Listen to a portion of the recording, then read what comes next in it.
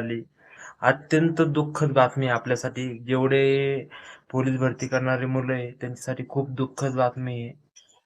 परळी इथला दीपक वावळ म्हणून काहीतरी एक मुलगाचं नाव आहे. बीडमध्ये 173 जागांची भरती चालू होती.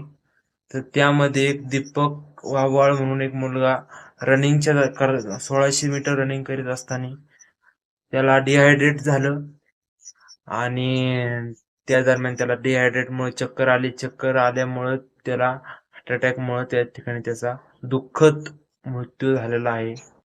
जेव्हा आहे ना अशा गोष्टी होतात ना, तेव्हा आपल्यासारखे जेवढे अशी गरिबाची भरती करणारी मुलं आहे, त्यांना आहे ना खूप एक असं विचलित अरे माइंडमध्ये लय वेगळं विचार येतात यार.